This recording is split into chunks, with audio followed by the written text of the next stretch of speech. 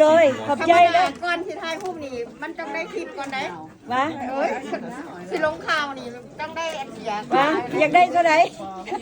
คนใดขอมอบความรักของพระเยซูให้นะบ่าวกันสาวในวันนี้แหละสืบไปเป็นนิด I pray in Jesus name that's my gift for you right there เข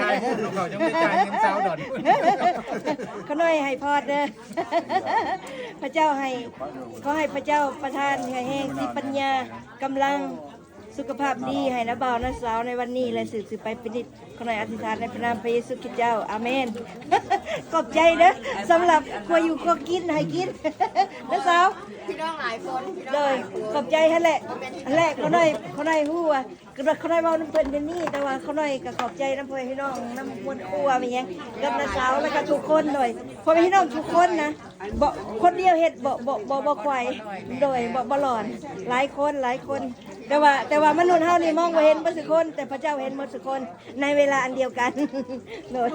เขาหน่อยเป็นมนุษย์เด้เขาหน่อยก็ถ่ายเอาตอนเห็นมนุษย์เห็นนี่นะ โดยเขาหน่อยบ่แม่นพระ น้อง เจ้า อย่าลืมนักข่าวเด้อ อย่าลืมนักข่าวกินข่าวเลย ขอบใจใส่ซื้อมาให้เขาหน่อย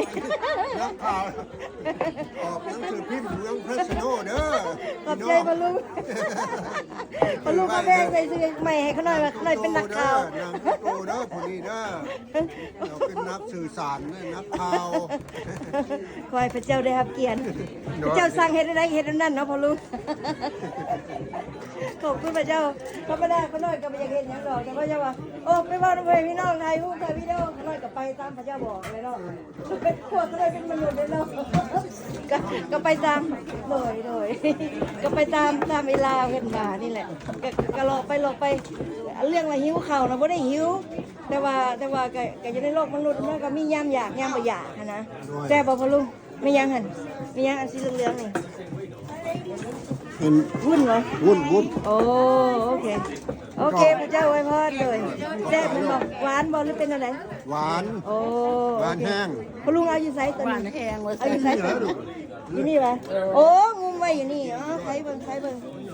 โอ้ปกอยู่โอ้เป็นกระแสแท้ว่ะโอเคเขาน้อยบ่เห็นฮักเห็นนี่เด้คันบ่เห็นพ่อลุงกินก็บ่เห็น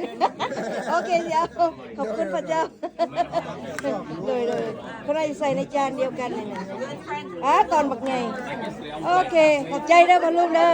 ขอให้พระเจ้าอวยพรแล้วเขาน้อยกับมีความหวังว่ามีวันหนึ่งเขาจะได้ลูกพ่อลูกสาวของลุงอยู่ทั้งฟ้าสวรรค์เพราะว่ามนุษย์เขาบ่ฮู้แต่ว่าเขามีความหวังมีแต่ว่าขอโทษเขาน้อยบ่ได้มาทุกมื้อเพราะว่าพระเจ้ามีแนวอื่นให้เขาน้อยเฮ็ดหั้นนะโดย แต่ว่าเขาน้อยก็สิไปตามไปได้ ตัวใดเขาน้อยไปบ่ได้เขาน้อยก็มอบให้กับพระเยซู ขอบใจ โด เรา ย ชายได้แบ่งปันต่อเรื่องความหัก โดยเขาน้อ สั้ ย น ใส่แล้ว แต่ว่ามีคุณค่า โดยเขาน้อยสิบอกให้เราสิเอาวิดีโอให้เราเบิ่งเด้อ โดย โดยขอบใจหลายพระเจ้าอวยพรโดย